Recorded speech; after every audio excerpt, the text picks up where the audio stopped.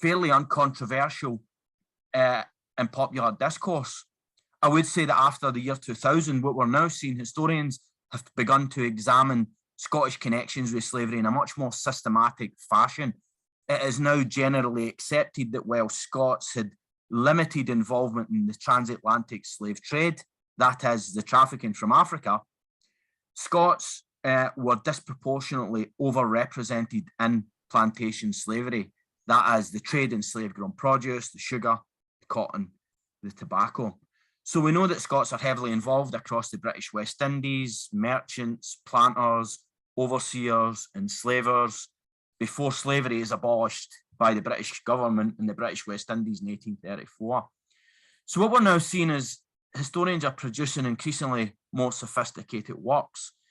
Also, anti-racist activists and commentators have begun to controversialise the contemporary legacies of slavery in Scotland. Politicians have been compelled to act in various ways. And really, I would say this has marked a transformation in the mindset of Scottish civic nationalism, where once Scottish nationalists viewed Scotland as a colony of England, and I would say that many still do if you read social media, there is an increasingly nuanced awareness that Scots were colonisers too.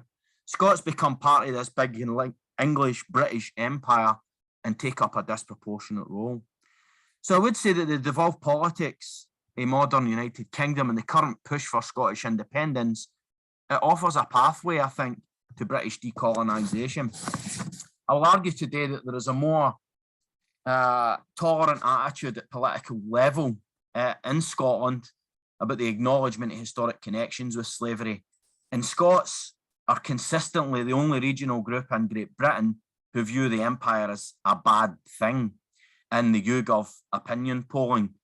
So I would say with the historic relationship increasingly clarified in the Scottish public rejecting jingoistic visions of the British Empire, it seems to me that the Scottish national question offers a solution to the British neo-imperial mindset, which prevents some in British society from properly acknowledging the brutal realities of our national imperial past. So the paper today does two things. I have looked at how Scottish National Party politicians have invoked historic connections with Atlantic slavery, as well as its abolition in the Scottish Parliament over the course of its existence from 1999. And secondly, I look at particularly how Scottish National Party politicians, of course, they're in Scottish government at present, and various local councils, which is obviously really increased after the independence referendum in 2014. I will look how the Scottish National Party have addressed the increasing calls in civic society for Scotland to recognise this slavery past. So I would say, firstly, the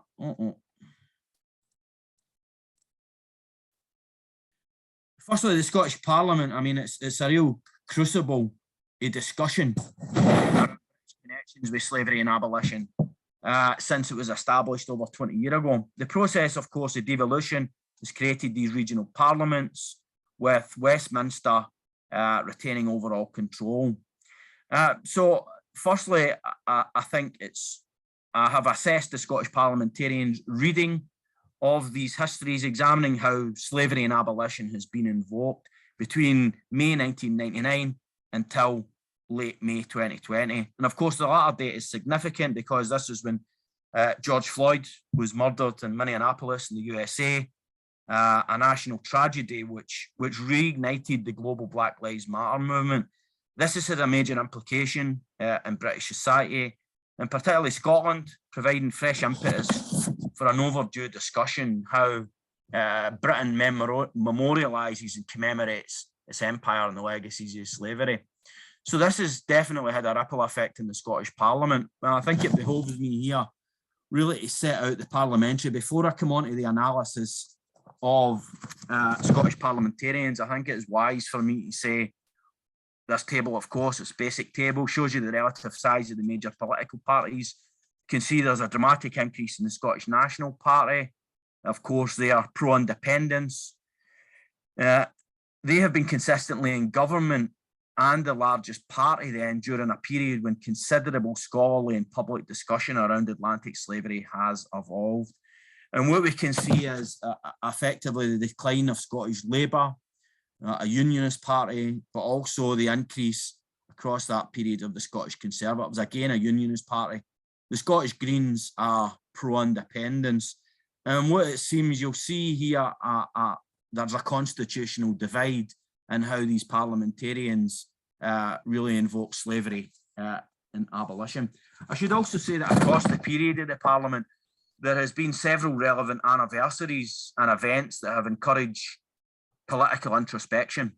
We have the tricentennial of the Union between Scotland and England, 1707, 2007.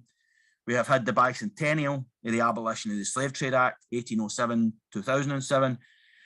The bicentennial of the birth of David Livingstone, one of Scotland's most heroic sons, his most famous celebrated missionary explorers, and as well as the Scottish independence referendum in 2014.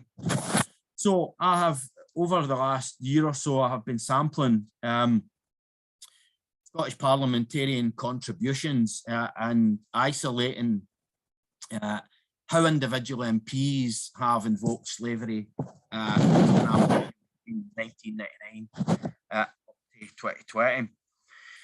So I think, I mean, clearly this is across the broad period of British slavery. The slave trade, the trafficking of people from Africa was evolved from 1600 up to 1807 when its abolition. Plantation slavery around the same time, 1600s up to 1834. So I sampled effectively, I mean, there's a very good digital website, provides all the contributions. So it was a very simple sampling: slavery, abolition, slaves. Excluded any mention of modern forms of illegal unfree labour, modern slavery as it's described, unless it was compared to historic slavery. So I identified about 21 relevant events. I isolated the political affiliation of each minister and how they addressed the involvement, either praising or alternatively criticising either the national history of enslavement or abolition. And I think here, I mean, it's quite clear there's four main strands as to be expected: English-British involvement and profiteering from slavery and the slave trade, the distinctive Scottish role, after the Union up to abolition, Great Britain's role in the abolitions of the slave trade or plantation slavery. And then 4 is important because Scots are argued to have had a distinctive role in making slavery illegal in Scotland in 1778. It was a very famous case of a formerly enslaved man named Joseph Knight, who ran away and actually was freed in the court of session. Although slavery was never codified in Scotland as in the Americas, some historians have invoked this as an example of Scottish exceptionalism, in that Scotland, an example of Enlightenment thinking, Scotland was ahead of the game in abolishing slavery within Scotland. I think they go too far, but we do know that Scottish parliamentarians have invoked it. So I would say all 4 of these approaches were covered in an SNP MSP Jamie Hepburn's contribution in 2009, and I will read it. In Scotland, the UK, Europe and beyond, we rightly show contrition for our role in the slave trade of centuries past. It is rightly described as a stain in our collective history. Just as we show contrition, we commend the abolition of the slave trade and those who worked for its abolition, whether it be Robert Wedderburn in Scotland, William Wilberforce in the UK, or Abraham Lincoln and his Emancipation Proclamation of 1863. So, I mean, this was an unusually diplomatic contribution. It's describing the role of Scots and residents of the United Kingdom and their involvement in slavery as a stain, as well as praising the British and Scottish abolitionist movements, praising, of course, the famous English abolitionist, William Wilberforce, and Robert Wedderburn, who was a famous Scottish abolitionist and the son of a Scottish planter. But I would say that very few were as diplomatic as Hepburn, and some of the analysis I've been doing is just contextualising how different parties, different politicians have invoked these. So as you can see, I have identified 54 individual parliamentary contributions across those broad themes that I've already described. As expected, nobody praised British role in slavery or the Scottish role in slavery. But what we can see is it actually took quite a long time for any of the parliamentarians to refer to the Scottish role in slavery at all. I mean, it was in 2008, a Bill Wilson addressed that Scotland had been involved in the slave trade, but others were much more critical of British involvement, particularly the SNP. They definitely were critical of the British role in slavery as well as the Scottish role in slavery more than any other. And we do need to contextualise and say they were the biggest party at the same time. But 2/3 of all the contributions, the SNP were definitely the leading critics of the Scottish role in slavery. And there's a bit of nuance here as well, because there's nationalist politicians who are not necessarily involved with the SNP.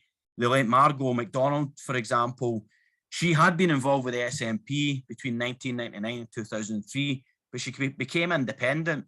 And to me, she becomes one of the most forthright voices criticising the Scottish role in slavery. Particularly in 2012, she says, in a point of historical accuracy, we have nothing to be proud of in Scotland when it comes to the role in the slave trade.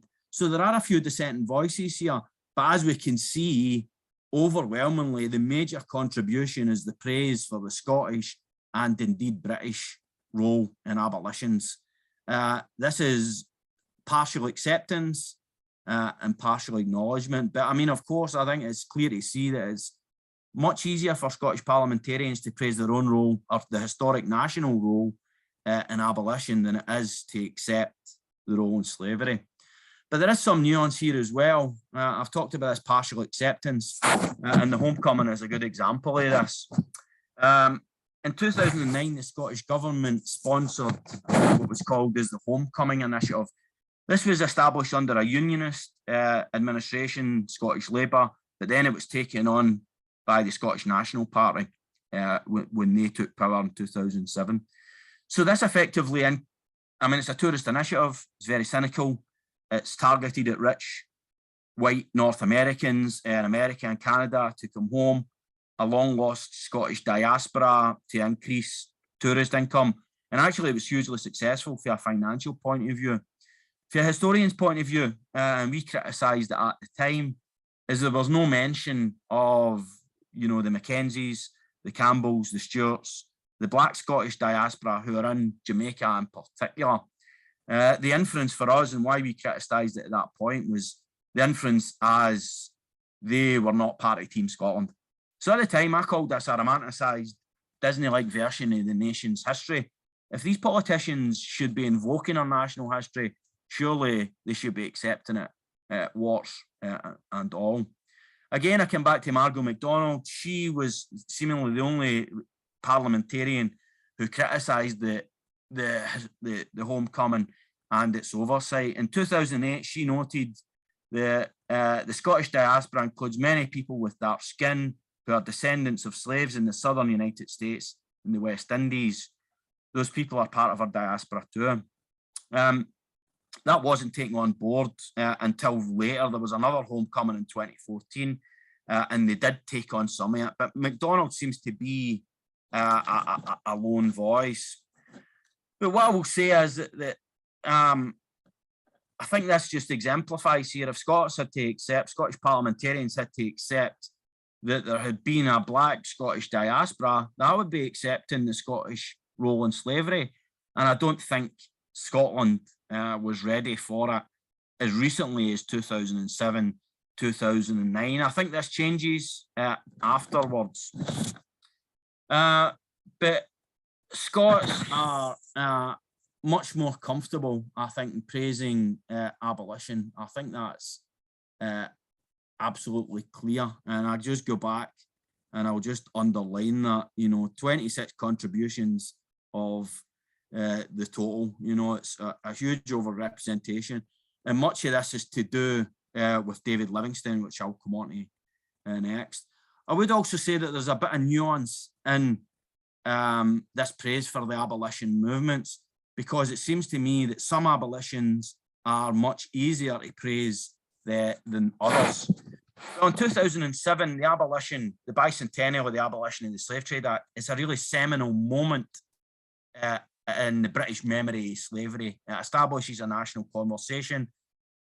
The Labour Party put in £14 million through heritage lottery funding. There's numerous events. It has really reignited the British and indeed Scottish understanding of the historic role. So there was a motion lodged in the Scottish Parliament in 2007 by a John Home Robertson.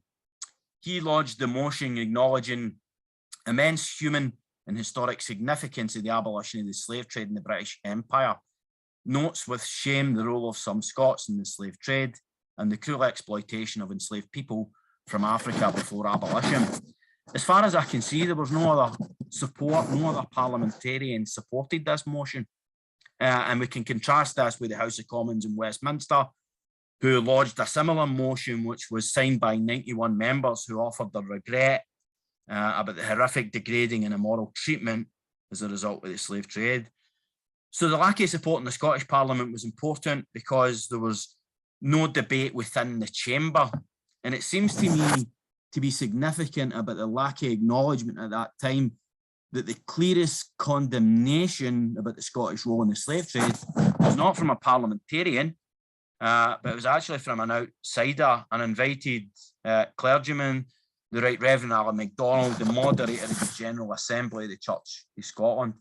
And he had a very forthright critique about the Company of Scotland, which was a pre-union body established unsuccessfully to colonise, as well as the role of the Scots and the effects of slavery in Scottish economic development, especially.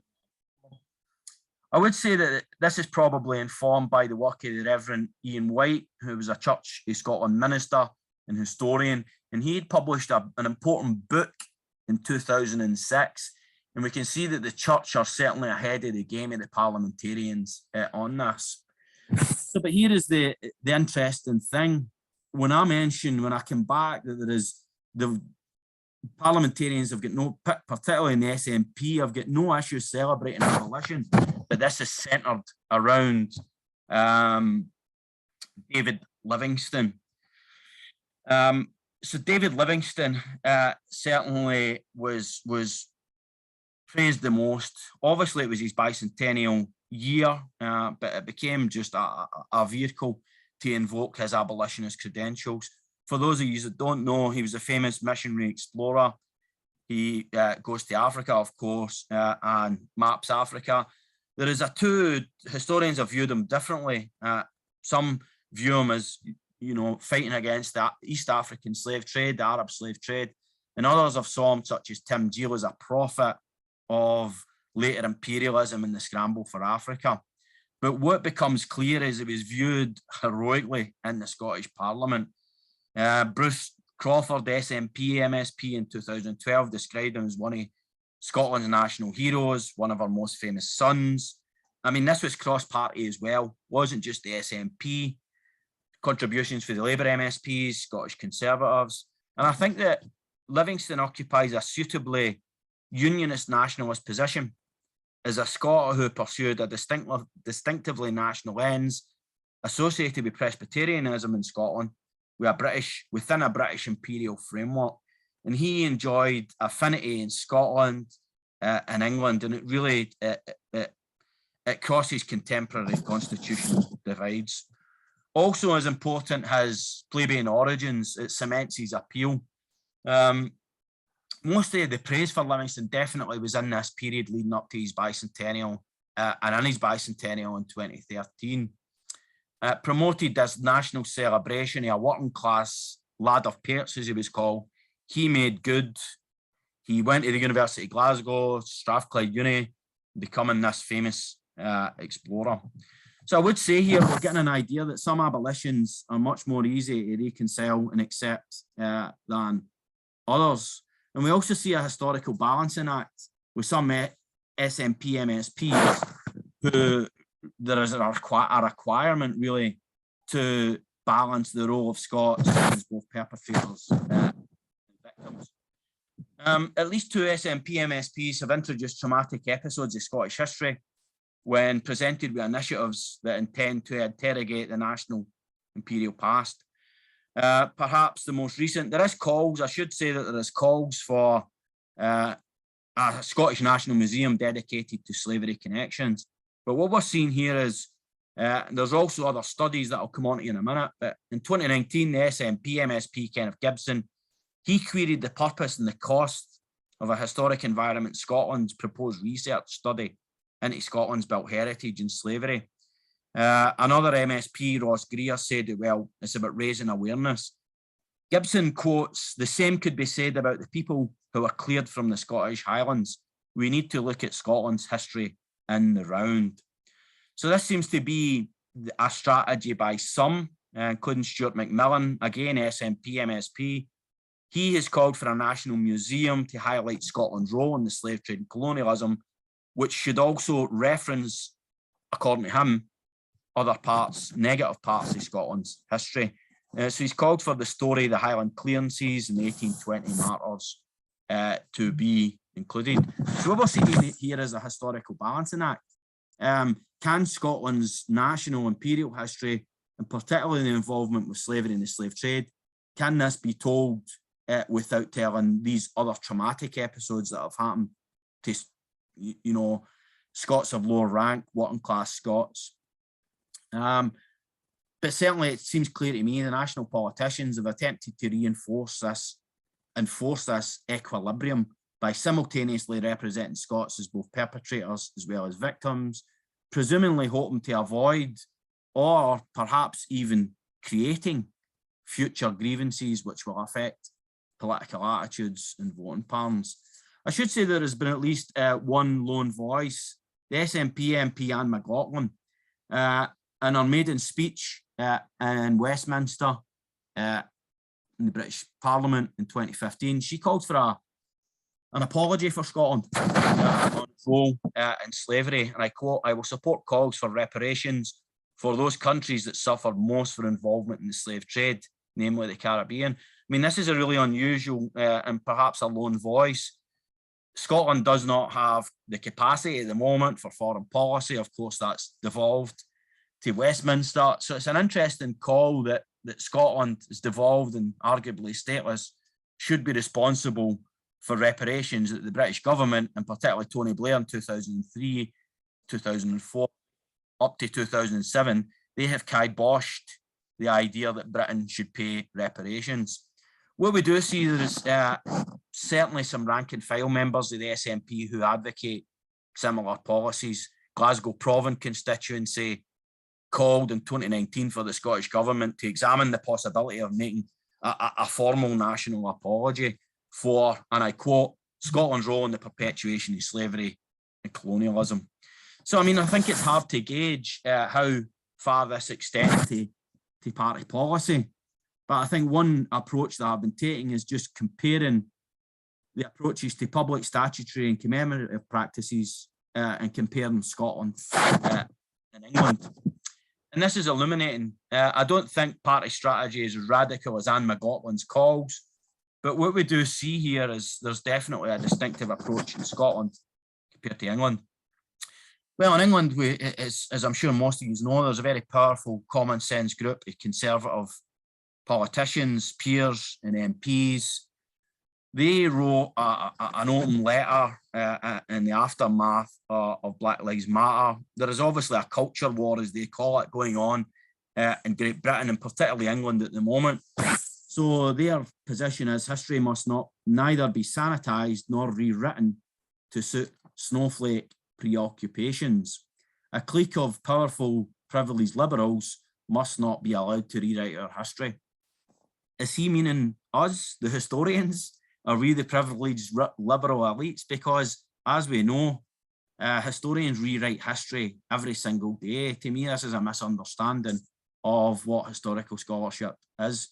But importantly, there has been calls to defund institutions such as the National Trust, the work of Professor Corinne Fowler, and this has went to quite a high level. We know that Oliver Dowden, the Conservative Secretary of State, he is writing letters public letters to museums about statues, talking about, and I quote, "Instead of removing statues from view, public bodies should contextualize or reinterpret them in a way that enables the public to learn about them in their entirety."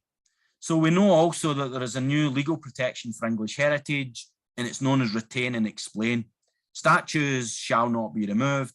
Instead, they shall be contextualized with the wider histories. So I think I would say, I mean, Scotland is comparatively tolerant. We have 3 local councils, SNP led, who have announced studies about historic connections with slavery: Glasgow, Renfrew and Edinburgh. We also know that there is a consultation, a national consultation with Museum Galleries Scotland, and this aims to better represent Scottish connections with slavery, particularly in the National Museum of Scotland, but I think it will be a framework that will inform museum practice.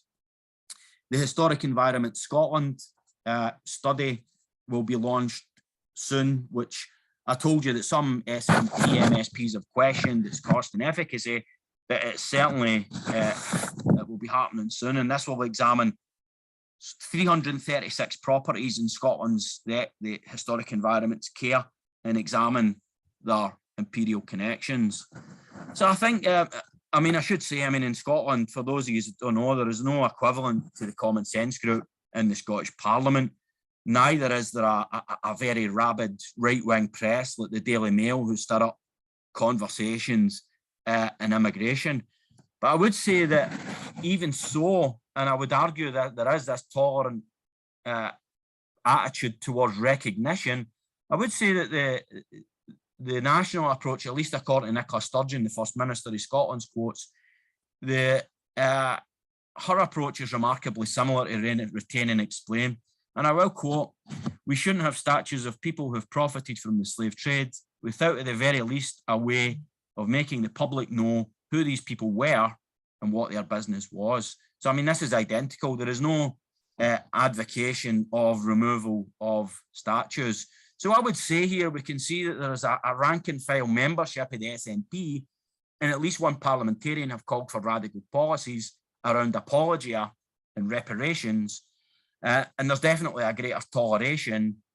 There is a limitation how these policies will be adopted at the top level. Just in conclusion then, I think certainly what we can see here, and from my point of view, researching this, particularly I'm a historian, but I've also kept up to date with political and societal change and attitudes towards it. But there's certainly a shift in Scottish national understandings from perhaps in the 1970s, Scotland was viewed as a colony, and now we're having a more nuanced understanding that Scots were also colonisers. I think what's important, there's been a transformation, global intellectual trends. Scotland was seeing Wallerstein's work underdeveloped. We're now getting an understanding that perhaps Scotland wasn't in the periphery after all. Perhaps Scotland was part of the imperial core. But really in the 21st century, we're seeing a transformation in the historiography in Scotland and Atlantic slavery. Numerous works shown economic-based, showing how institutions and indeed Scotland overall were profiting. Very important is the role of anti-racism activists and cultural commentators. Glasgow Anti-Racist Alliance, the Coalition for Racial Equality and Rights. There is now a critical voice about the legacies of slavery, and we're seeing that manifesting.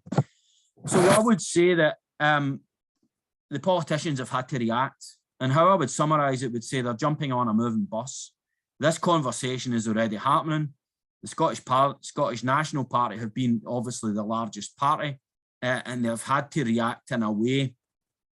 I've argued that there has been a partial acceptance of the role of slavery and a partial acceptance of some abolition events. But what we're seeing here is there is an impetus with Black Lives Matter in the summer of 2020. There is still a requirement by some MSPs, SNP, to balance the histories of oppressor and oppression. But I think it seems clear to me that there has been much less partisan political controversy in Scotland compared to England.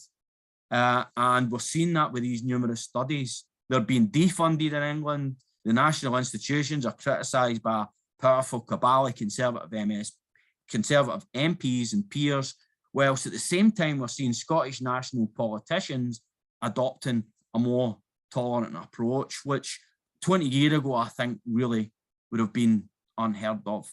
And I will leave it there, so thank you very much. Thank you very much. Thanks very much.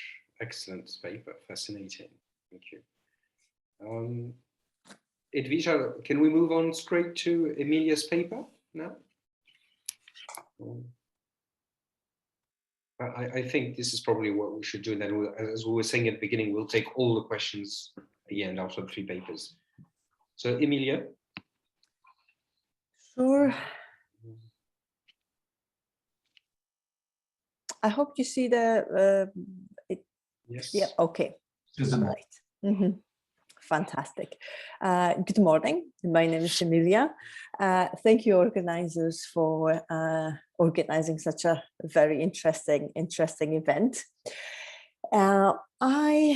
Today I have a very difficult question that I will try to engage with. And the question is, are migrants welcomed in Scotland? And in comparison here to whole UK as such. So the whole presentation really focus on four key issues. So to be able to evaluate to what extent migrants are more welcomed, or are they more welcomed in Scotland, I would like to focus on four key issues. First of all, the scale of migration to Scotland and its role in terms of shaping demographics of Scotland and its role in terms of economy of Scotland.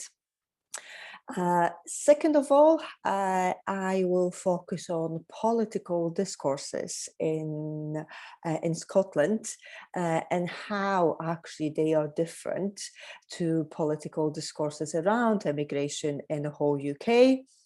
Then I will look into public attitudes around immigration, what public thinks about immigration, what are the factors that actually diversify those attitudes. And I will particularly focus on the young people because I think that they are very interesting case, and I think that there is also important to look at future citizens and how their perceptions about foreigners, incomers, migration is. And to summarize, I also would like to focus on migrants' experience in Scotland, how they see their life in Scotland, and whether or not they feel more welcomed. So looking at those four-ish key topics, hopefully I will give you an answer whether or not Scotland is more welcoming to migrants. Okay, so in terms of, and I need to warn you because I will be using quite a lot of graphs. So in terms of Scotland population, on the left-hand side, you will see this green graph. You can clearly see the increase of the population until really 1975, where the population dropped. And what is it, a reason behind the population drop is literally that the difference between death and birth is really getting to the same level. Having said that, if you then look at just before 2005, the number of population in Scotland increased. So really what is shaping the population increase in Scotland is not the number of births in Scotland, but a number of migrants that are coming into Scotland. So here, for very, very long time, Scotland has been seen as a as a nation that actually migrate out predominantly within UK or Canada, Australia, New Zealand, and US. These were the main destination of Scottish people migrating. But after 2004, we can clearly see the increase of net migration. More people are coming than migrating out of Scotland. And these movements are particularly related with, one, new refugees coming into Scotland, and from 2004, new A8 migrants coming to Scotland and to live in Scotland. And here you see another graph that actually, in terms of migration driving the population increase, it happens all across the Scotland. So you can see actually increase of population, not only in the more kind of urban places, but also in the quite remote places in Scotland. So why am I actually starting the presentation with the demographic context of Scotland? Because population change in Scotland is really driven by migration. So migration is a key in terms of sustaining the appropriate, let's call it appropriate level of a population, in particularly working age population. And this rhetoric around Scotland needing migration and needing migrants coming, but also staying in Scotland, is strongly associated with demographic stability and growth, which is central for a sustainable economic growth in Scotland. So that is particularly a context, a demographic context in Scotland that I would like to start with, which is a little bit different than in England. Because population change is not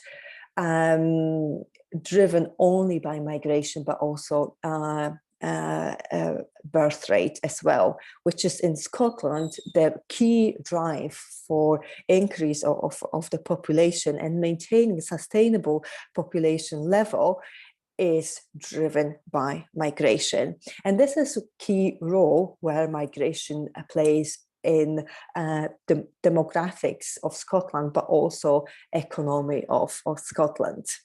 And you will see that this argument will be picked up by political discourses and later on by migrants themselves.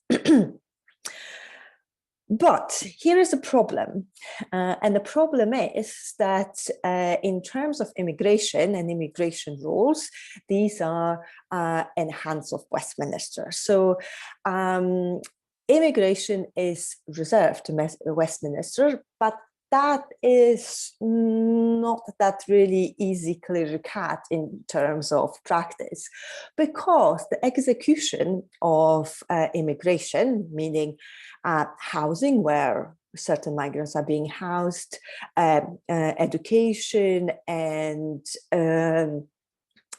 health, is really in the hands of in the devoted policies. So in terms of, and maybe Edwige will focus on that later on, but in terms of perception and the attitudes and treatments of refugees in Scotland, it is a huge difference between Scotland and England.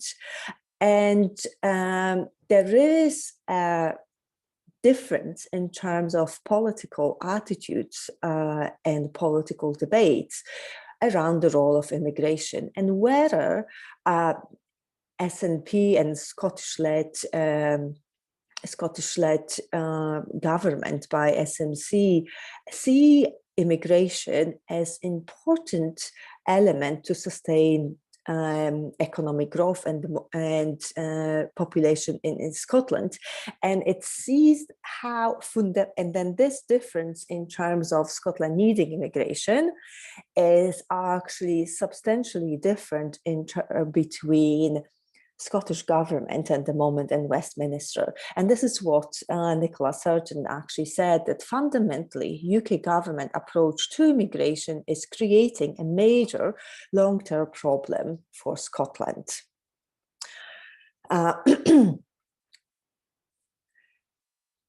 So what are those differences around political discourses between Scotland and England or whole UK per se? Since really 2010, the key focus around immigration political debate was to reduce migration. Taking back control and the discourses around Brexit was about also reducing net migration. Exiting European Union was to control who is actually coming in and coming out to Scotland.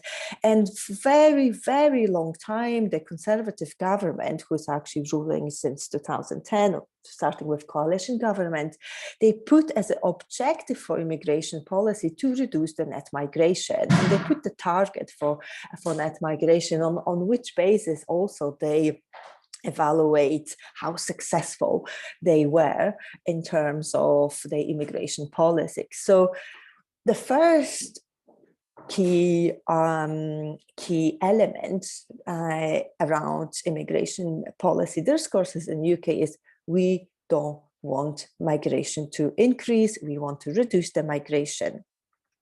The second very important thing is reducing so-called illegal migration. And this is what the new immigration bill is all around. It's the language and the discourse around asylum-seekers there is really around illegality of migration, how people are coming to the UK. Since really Theresa May government, we can very clearly see a development of so-called hostile environment, which is really about making life for migrants very difficult. It's about controlling the entry, making difficult for them to apply for certain permissions to stay in the UK. But it's also about political discourse and hidden agenda, because at the end of the day, there is certain extent to which UK needs migration, and basically the migrants that UK government welcome are migrants with high skills, who are wealthy, and who are young. And I'm not really sure how different it is really within the whole Europe, because these migrants quite often within the public is being perceived as not problematic, and this migration is being seen as to work for the whole UK. And how different those discourses are in Scotland. In Scotland, there is a very broad consensus that actually Scotland needs, but also welcomes migrants. And that is predominantly linked again to the economic and demographic growth. So Scotland needs migrants because of their economic contribution. They usually work in sectors that experience the shortage. They support the demographic growth. Migrants, as you saw in one of those graphs that I showed in the beginning, contribute to a growing population in remote places in Scotland.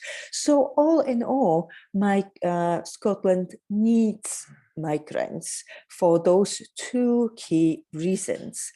So because Scotland needs migrants, there is more positive language around migration, and migrants are being seen as a so-called new Scots, and there is particular again focus and emphasis in the political discourses around the economic contribution and the role on the labour market and the contribution to wider Scottish economy. So in the public discourses, you will not see, sorry, not in the public, but more political discourses and discourses of political elites in Scotland, you will not see the argument about reducing net migration. You will not see huge opposition, not huge opposition, but opposition towards the hostile environment. And the whole discourse is really predominantly focused about economic and demographic growth of Scotland. But there is also a very important role that I would like to emphasize here around different so-called differences in attitudes towards immigration. And those different needs around immigration between Scotland and the rest of UK is becoming an issue in the debates of independence. So since the Scotland case around immigration and since Scotland needs immigration and the discourses are different, then what it means really that Scotland also needs their own immigration politics and immigration policies.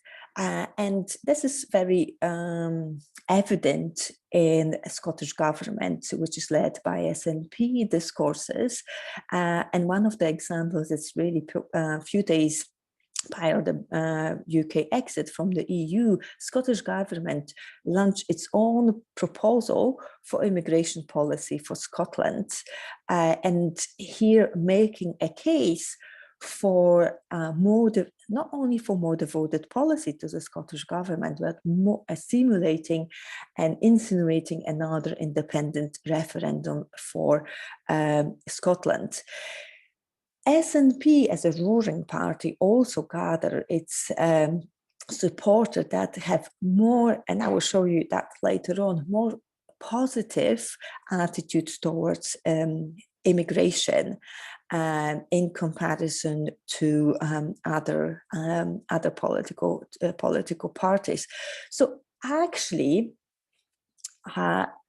if we are looking at political discourses in Scotland, yes, they are more welcoming, but they are more welcoming largely because Scotland sees migration as a good thing for two reasons: demographic stability and economic growth. These are the two contributions that migrants bring into Scotland. And I would like you to keep that in mind, because then I will show you how those discourses are being picked up by migrants themselves.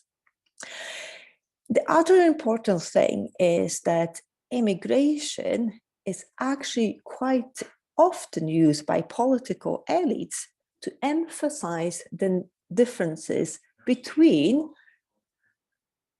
Holyrood and Westminster, to argue more towards another independent referendum. So yes, they are different, they're more welcoming, but also they have a role to play in terms of politics in Scotland. So how, if political elites are more welcoming and more positive towards migrants, what the public says. So the second issue that I would like to focus now is public attitudes towards migration in Scotland. And everything that I will be showing now, it's based on the different attitudes surveys around immigration. I need to say a few caveats here, because these research are coming, these are different research, which makes it quite difficult to compare. Having said that, because they use different sample, they are not, having said that, we can see certain trends in terms of public attitude towards migration. So the first question is, what public thinks about immigration in Scotland? Is it good or is it bad?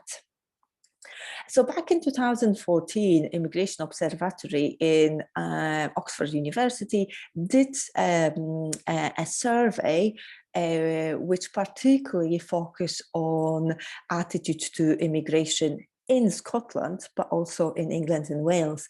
And what they really find out that in January, around 50%, 49% of people living in Scotland said that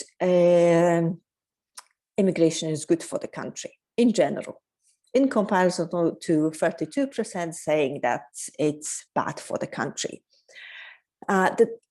It wasn't the case in England and Wales, because more people, around 50% actually, people in England and Wales said that immigration is bad for the country, in comparison to 35% who said that this is good. So, okay, public in general, half of the population, almost half of the population sees migration as good for the country. But then we start to thinking and looking into further particulars, which are very, very, very interesting. And here you will see another graph, and with the question, okay, so if the immigration is good for the country, would you like immigration to be reduced or increased? And the blue one, blue one actually shows you the increased, orange stay at the same level, gray, blue one shows you the level of population saying that they would like immigration to be reduced, orange the same, and gray increase. And these graphs actually show England and Scotland 2014, 2021. They are two separate studies using two separate samples. Having said that, they show very interesting trends that back in 2014, when the referendum or Brexit referendum took place, similar in England and Scotland, majority of the respondents wanted immigration to be reduced. Yes, the difference are significant, because 3/4 of population in England wanted immigration to be reduced, only in comparison to 56% in Scotland. But back into 2021, less people, similar in Scotland and England, want immigration to be reduced, which is very interesting, because you could see the kind of more positivity coming after Brexit around whether or not immigration should be reduced. Majority of actually Scots at the moment would like immigration to stay at the same level or to be reduced.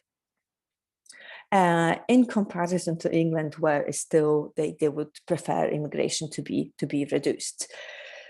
Okay, so Scots see migration as a good thing, but they would like immigration to be at the same level or to be reduced. The other important question is if immigration is good for Scotland, in what kind of area is good for Scotland? And usually in a kind of attitude surveys, we looked at contribution to economy and a culture, British culture. And here the study was done in comparison to two different attitude surveys, Scottish Attitude Surveys and British Attitude Surveys back in 2017. And what they really find out, and this is what you see in this graph, that there is a very little differences in terms of perception of immigration and contribution to economy or to the culture. Which is very interesting, because if the political elites emphasize the role of immigration in terms of keeping the economic growth, it hasn't been very much picked up that much by Scotland per se. Yes, they see economy to be enriched by migration, but the differences between England and Scotland are little or none in comparison to migrants' contribution to those two particular sectors, economy and culture. Another graph, which it's very interesting. In terms of attitudes to migration and voting preferences, you can again see very the similarities between attitudes around people voting Conservatives, Labour or Lib Dem, but actually you could see, and this is something that I already argued, that SNP gathered the voters that have predominantly positive attitudes towards migration. And because SNP is a ruling party in Scotland, you could make an assumption that actually majority of population has a positive attitude towards migration, which is not really the case. What are the factors that actually shape attitudes towards migration? First, education, and this is, I'm guessing, it's not unique for either Scotland and England. It is what the factor the same across the Europe, that actually people with the higher education have more positive attitudes towards migration. Socioeconomic status.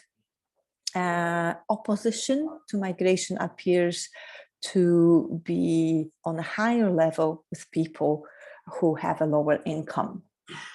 And another important factor is age. And here, older people have less positive attitudes towards migration. But does it really mean that young people in Scotland are more positive about migration? And this is a question that I would like to pose for a minute, because I find young people attitudes towards migration in Scotland very interesting. So if you again see the graph, do you think that migration has been good or bad for Scotland? Majority really of the respondents, and that was a survey done by the Scottish government with the young people, majority of them that actually they said that migration is good and bad. So actually the predominant attitude towards migration is more ambivalent. So young people are more ambivalent towards migration. If you add further percentage of that they don't know and they may know different, you can actually see the huge prevalence of the ambivalent attitude. Is okay. It's good and bad for for Scotland. And this is actually different when we compare the general public attitude towards immigration that actually said that migration is good for the country. So whether the general public will see migration as good for the country, young people have more ambivalent attitude, which is very important, because then whatever they will decide, whether it's positive or negative, may during their life, it may vary on a numerous of factors. Another important thing is answer to the question: do people from outside Britain who came to live in Scotland make valuable contribution to the economy? And again, this discourse about contribution to the economy, which actually is highlighted by the political elites, is 50% of young people say yes, they do make a contribution to economy, and that is very similar to what the general public says. But even though that young people see immigration positive in terms of the economic contribution, they don't want to see immigration to be level of immigration to be increased. They prefer to keep it on the same level or decrease, which is again very, very similar to what the general public says. And here is one very important difference that I would like to highlight, that importance of the socioeconomic status of the young people. And young people in more deprived areas are less likely to agree that immigrants make Scotland a better place. They are more concerned about the prospects of diversity in terms of more people coming to their communities. And the understanding actually shows that young people feel that Eastern European migrants and also asylum seekers are a threat to their jobs. And why I'm focusing on the socioeconomic status is very important, because if you see where predominantly of the migrants, including asylum seekers, but also Eastern European migrants, are being located and where they live, they predominantly are starting with the low-skilled jobs and living in a more deprived area. So they will encounter people with a more negative attitude towards migration. So if they're coming with the families, the children will encounter in the school young people with the more negative opinion about migration. So are young people more positive about migration? No. They are more, whether they recognize economic contribution of migrants, but in overall, they are more ambivalent. And they don't want immigration to increase. And here, very important is the socioeconomic status, more than gender and ethnicity, as a factor that differentiates young people's attitudes towards migration. And this is very important in terms of then young migrant experiences in Scotland.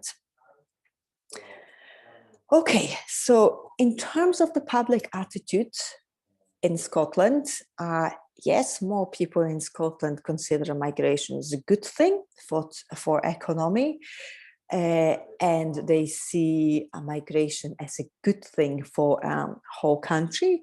But in terms of the difference of the contribution of migration to economy or culture, it's exactly the same across Scotland and England.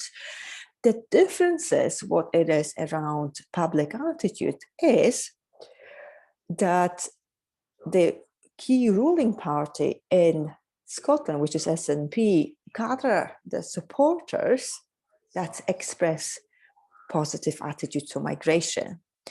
And in terms of factors that shaping those attitudes, yes, education, yes, socioeconomic status, age to some extent, because young people in Scotland are more ambivalent rather than positive towards migration. And here are an issues in terms of what the future of Scotland will be like if our young people, future citizens, young people, have this ambivalent attitudes towards migration.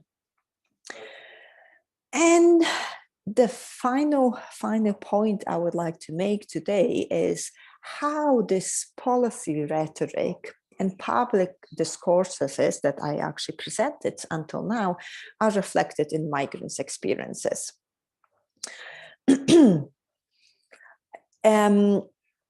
Stephen already kind of said in terms of differences and perception of race in Scotland that race is not an issue in Scotland. Similar slave trade wasn't really an issue in Scotland. Yes, the discourses are shifting, and there are numerous of studies which evidence experiences of discrimination and harassment of Muslim community, and particularly Islamophobia, in particular towards Muslim women, farmer workers, young Eastern European migrants. There is a very interesting study done by my colleague Daniela Sim, who did the research with young Eastern European migrants just after the Brexit, and they evidence the experience of racism and xenophobia. Similar xenophobia and racist experience towards Roma families. So there are studies being done that evidence that actually migrants do experience some form of discrimination, and race is an issue also in Scotland. But there is also another important element of how migrants pick up the dominant discourses around the role of migration in Scotland. And this is a study done by myself, also my colleague Rebecca Kay and Anna Gavlevich, who actually illustrate that the common discourse around migration, which they see their rights being conditioned by the economic contribution. So if simple example, if you ask migrants, Eastern European migrants, why you should have a right to work, to housing, or to vote, 90% of them will say, because I work here and I pay taxes, and I don't take any, and I'm not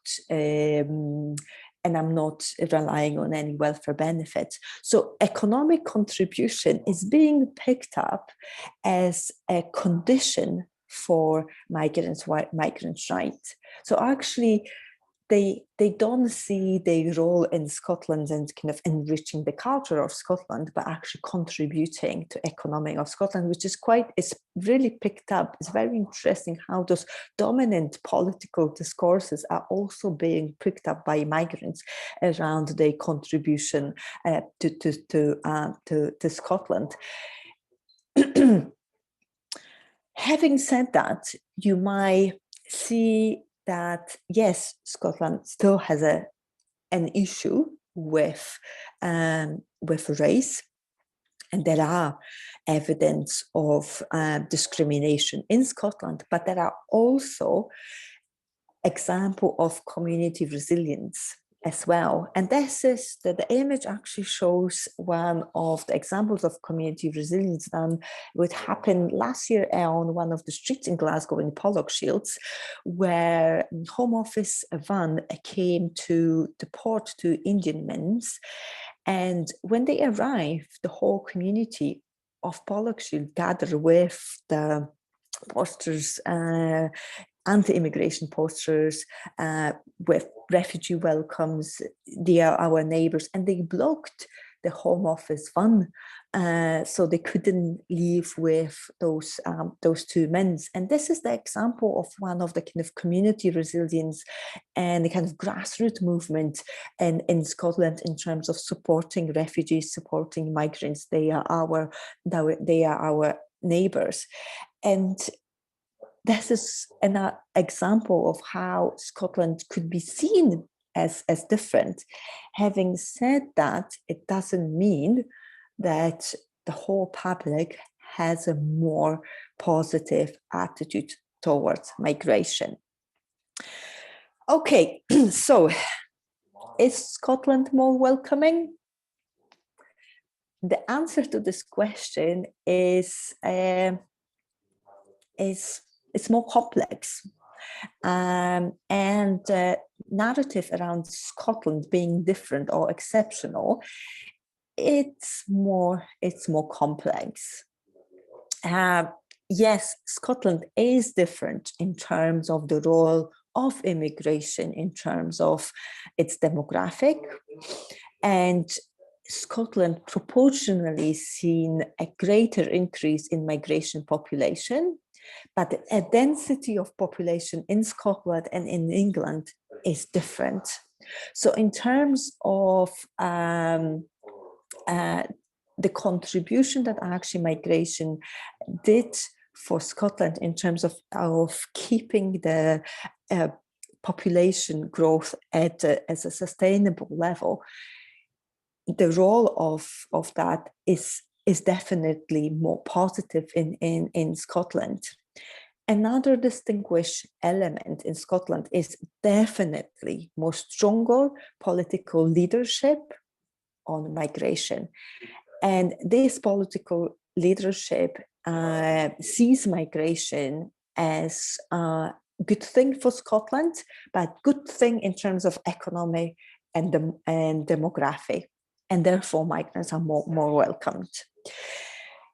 Having said that, immigration is also a politicized issue to strengthen the need of further devolution and maybe independent from Westminster, since the attitudes are different and actually since the Scottish context is different, therefore we need further devolution or independence. And this is the argument that SNP is using. In general, the public see migration as being good, but it doesn't want migration to increase, and it sees economic and kind of country contribution in Scotland in the same way as in England and Wales. And the final thing is, yes, education is important. Socioeconomic status of people is important to differentiate the attitudes towards migration. Having said that, age as a factor that differentiates the attitude towards migration is more complex, because young people attitudes towards migration are more ambivalent rather than positive. And all of those discourses are also, meaning economic contribution and demographic contribution, are being picked up by migrants who see their rights depending on the economic contribution in Scotland. So the question that I personally have, if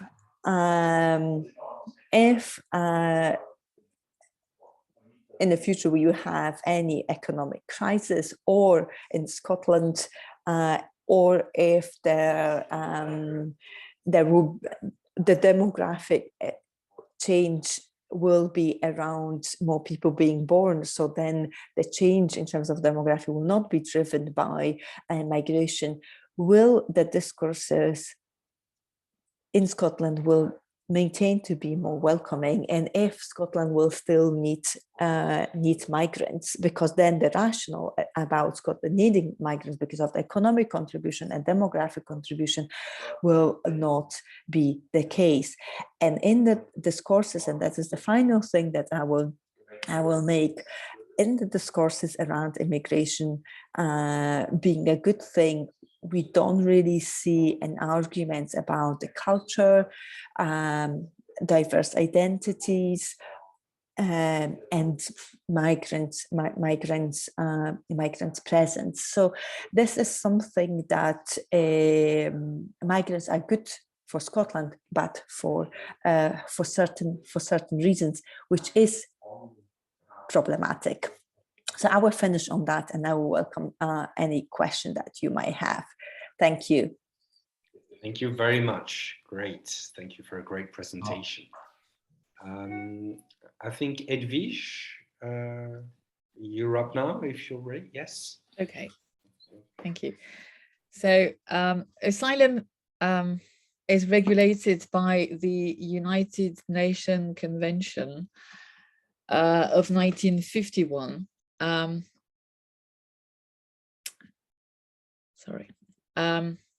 An asylum seeker has to come to the UK to claim asylum owing to, I quote, a well-founded fear of being persecuted for reasons of race, religion, membership of a particular social group or political opinion. When he's granted asylum, he becomes a refugee. There may also be resettled refugees granted humanitarian protection by the UK while abroad and then brought to live in the UK. From 1999, asylum seekers arriving in the UK were dispersed across the UK. In Scotland, they were dispersed to Glasgow.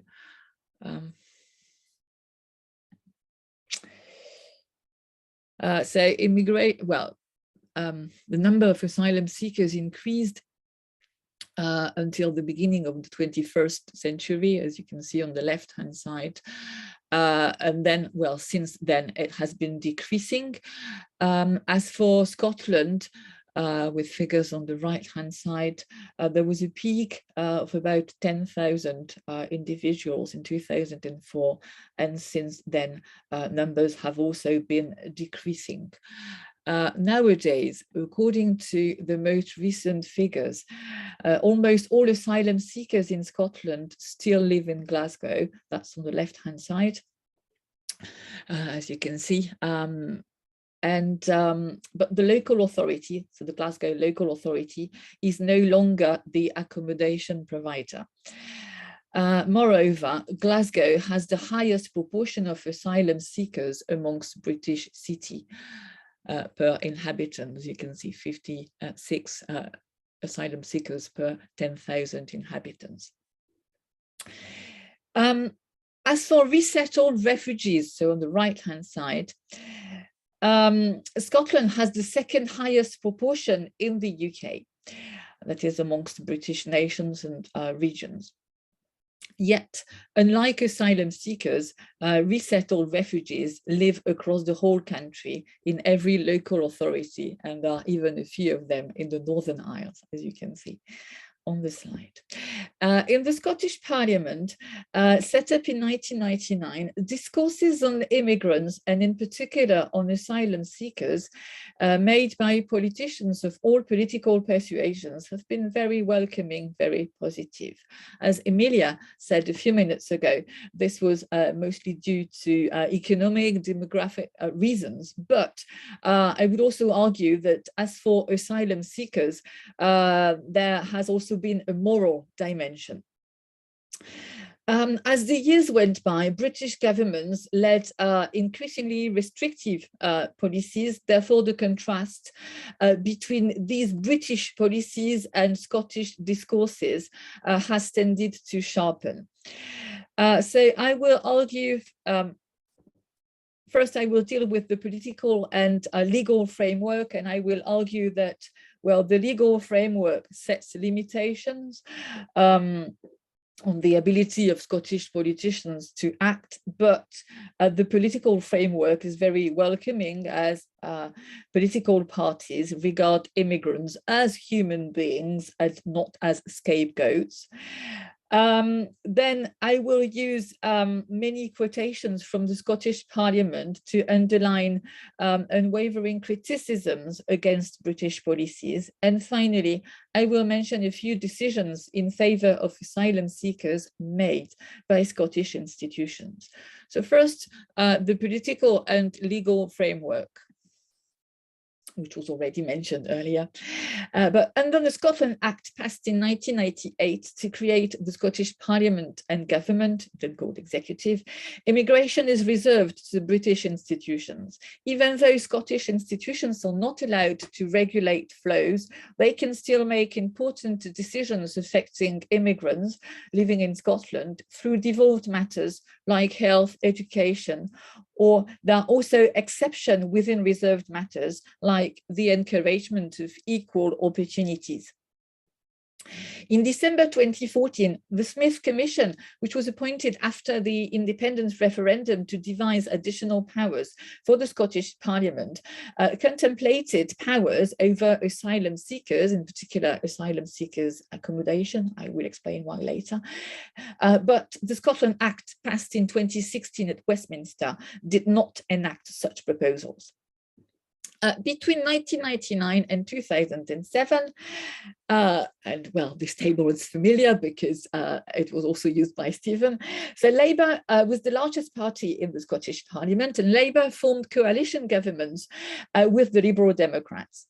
Although Labour was also in power at British level, the Scottish government voiced its own views on asylum seekers.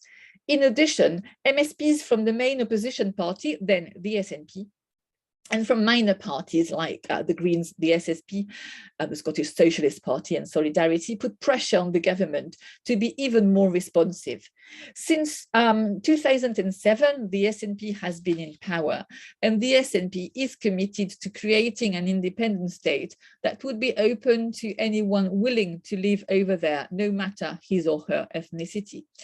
SNP governments have had to face British governments led first by Labour and then by the Conservatives. And since 2010, Conservative governments have been implementing policies that have raised discontent and even anger in the Scottish Parliament.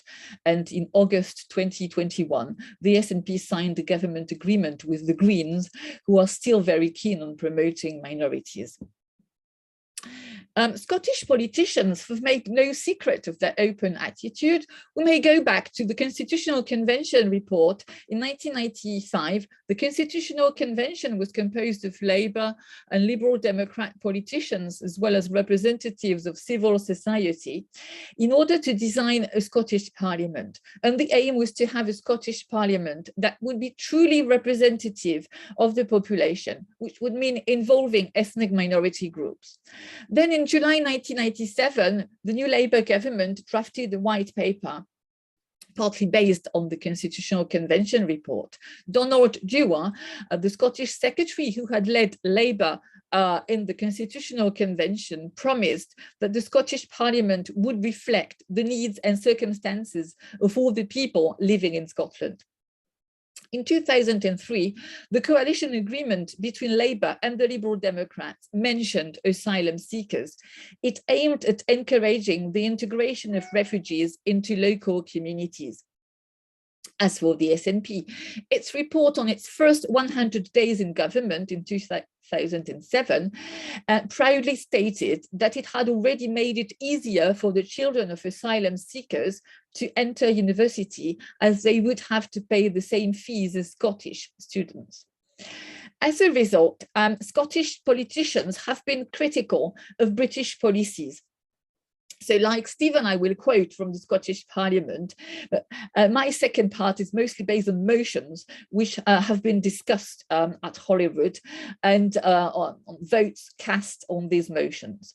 So debates on asylum seekers were held as early as 1999, as a significant proportion of asylum seekers were dispersed to Glasgow. Even though they lived on Scottish soil. Most regulations were made by the Home Office in London.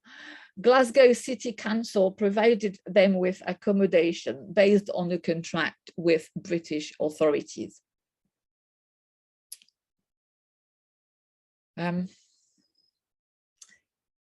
In 2000, the Scottish executive, Scottish Labour and then the Scottish executive voiced their concern about the support that asylum seekers received from British authorities that wanted to replace cash payments with vouchers, which were likely to be stigmatizing. In addition, members of the Scottish Parliament contended that the amount of money was not sufficient. To make matters worse, asylum seekers were not allowed to work while their application was being processed, which was humiliating for them and tended to deteriorate their images, especially in working class communities in Scotland. So the Scottish executive would provide them with training, sometimes work as volunteers and free higher education later, after 2007, in order to make sure that they would be prepared for work as they became refugees. In 2003-2005, public debates focused on the fate of asylum seekers whose first application had been turned down. Those who were likely to flee the UK pending their appeal were forced to live at Dungavel in Lanarkshire, a former prison turned into a detention centre.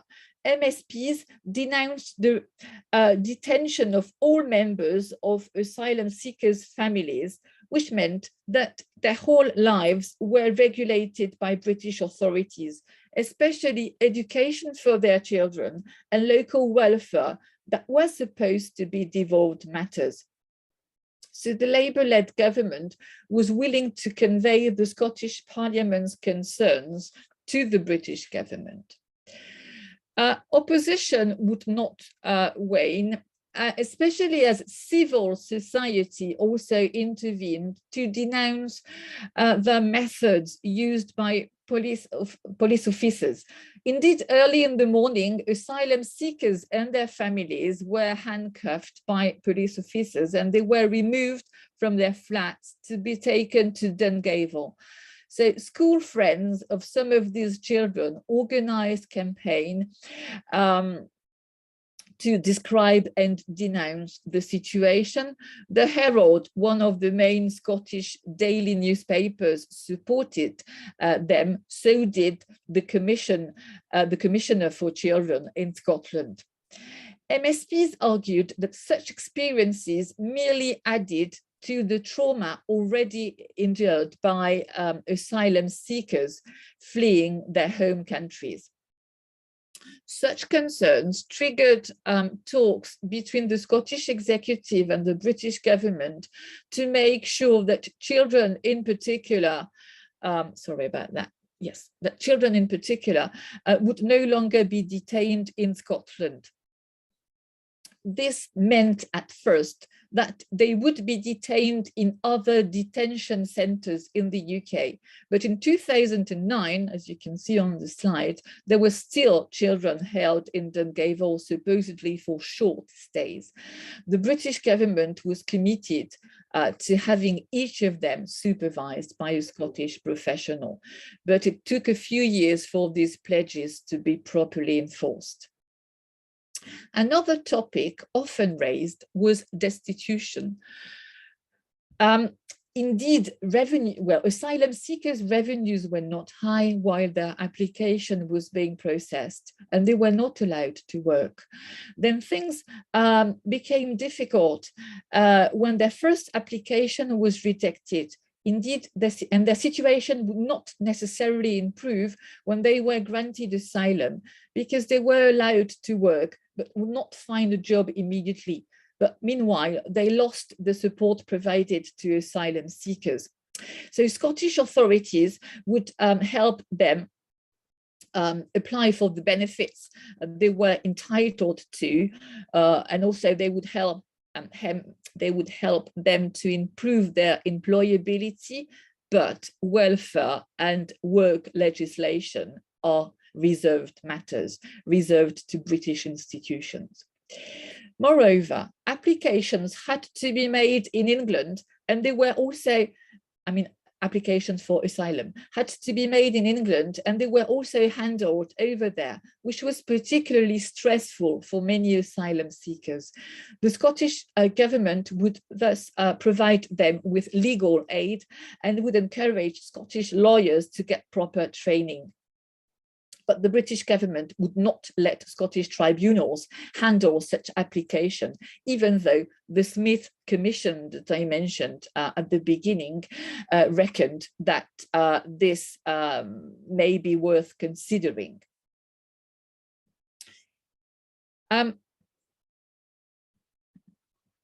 MSPs claimed that destitute people were at risk of exploitation and abuse, and they were increasingly dependent on local support within communities.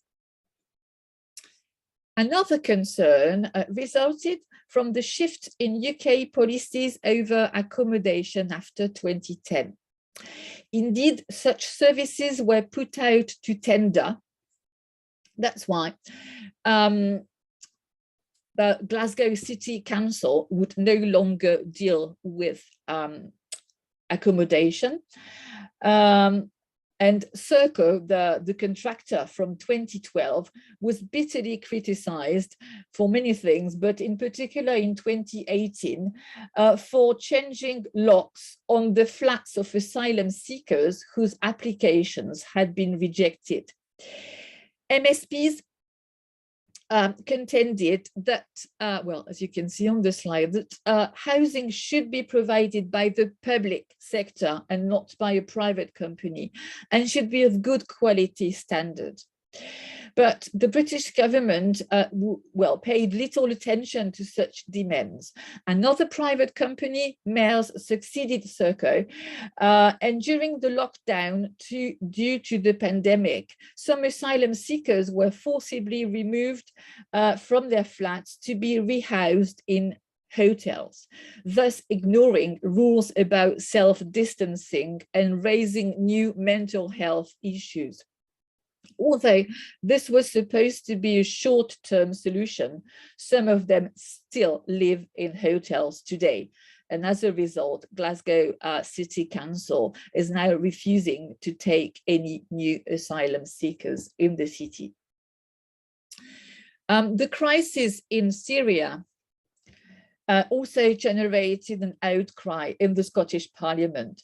Indeed, the Scottish government criticised the low number of resettled refugees that the British government was prepared to accept. Criticisms increased as the month went by, and the British government was clearly more reluctant than other large EU member states in order to play politics. The Scottish government put emphasis on the positive response from all parts of Scotland and on its own additional support to welcome these refugees. And by 2007, 10% of resettled Syrians in the UK were in fact in Scotland. Scottish politicians would not merely criticise regulations made in London. They also made their own decisions in favour of asylum seekers in devolved matters. So that will be my third part.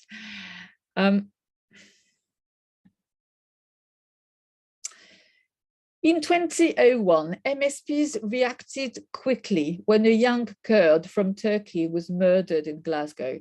They supported Glasgow's local council, which encouraged integration through schools and culture, while working with communities in housing estates where most asylum seekers then lived. The local authority would also commission an inquiry that would conclude in 2004 that asylum seekers were quite profitable for the city. A few months later, the Scottish government, the Scottish executive, put emphasis on its working with all sectors to integrate asylum seekers and refugees, especially by enabling the provision of more accessible, good quality services.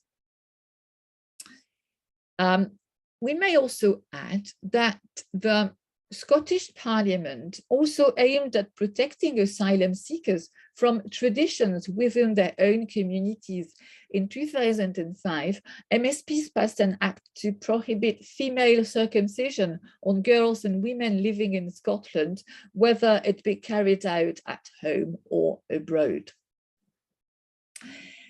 From 2004, Scottish governments were proud to promote immigrants, as new Scots, as was mentioned earlier by Emilia. So new Scots, that is those who had chosen to make Scotland their home. Such words were used by the Labour-led government and then by the SNP. Parliamentary debates were held every year around St. Andrew's Day to promote actions against racism, and there will definitely be another debate this week in the Scottish Parliament. And there were also annual debates during Refugee Week in June to celebrate the contribution of asylum seekers and refugees in Scotland, which is linked to World Refugee Day on the 20th of June. Official government campaigns were launched under Labour and the Liberal Democrats. It was called One Scotland Mini Culture, and which then became One Scotland under SNP government, to promote multiculturalism in schools, workplaces, leisure centres, etc. And there were also government action plans. As for the SNP government, as was mentioned by Emilia a few minutes ago, it is entitled New Scots Refugee Integration Strategy. Scottish politicians claimed that their policies had to be based on human rights. At the time, some senior British politicians had hinted that the Human Rights Act 1998, which incorporated the European Convention on Human Rights, should be repealed. Most MSPs rejected this prospect. In recent years, the Scottish government and parliament have been even more assertive, as Brexiteers in England turn immigration into a major issue during the campaign leading to the 2016 referendum and afterwards. Scottish politicians pointed out that Scotland had been more welcoming than other parts of the UK with resettled refugees from Syria, and they seized the opportunity to demand additional powers that would enable them to provide better support for asylum seekers and refugees, but to no avail.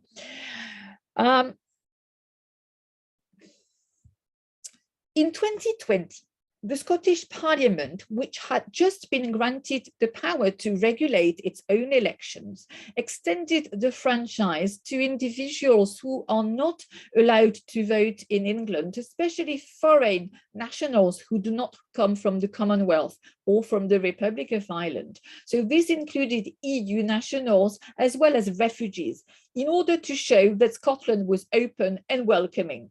But Michael Russell, Cabinet Secretary for the Constitution, Europe and External Affairs, which is quoted on the slide, regretted that asylum seekers should be excluded because they didn't have leave to remain in the UK yet.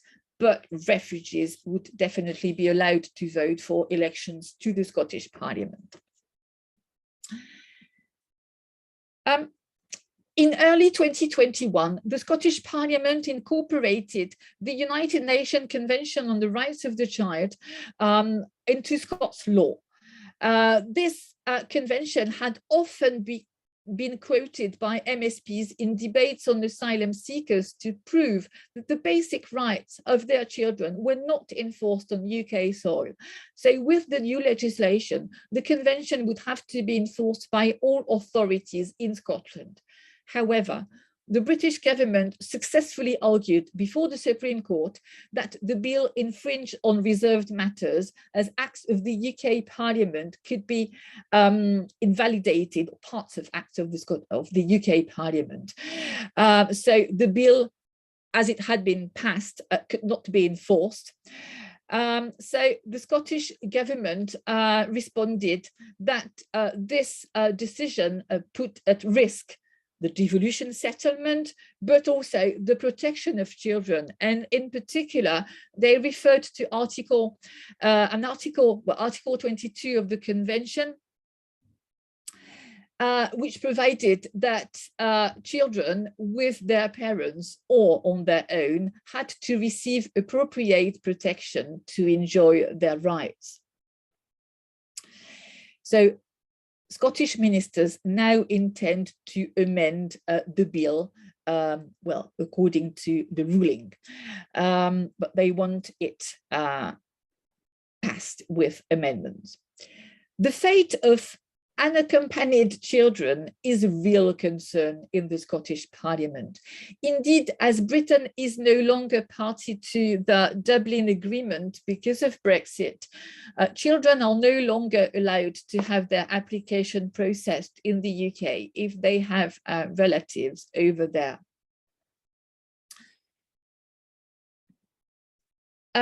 In August 2021, as I said earlier, a new Scottish government was formed by the SNP and the Greens. In the May election to the Scottish Parliament, both parties had been keen on supporting asylum seekers. The SNP still argued that asylum seekers should be allowed to work instead of being dependent on government support, which would make them contributors to society.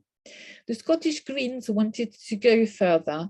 They wanted the UK government to allow asylum seekers to close the detention centre in Scotland, to end private sector involvement in the accommodation of asylum seekers, and to let the Scottish Parliament extend the vote to asylum seekers.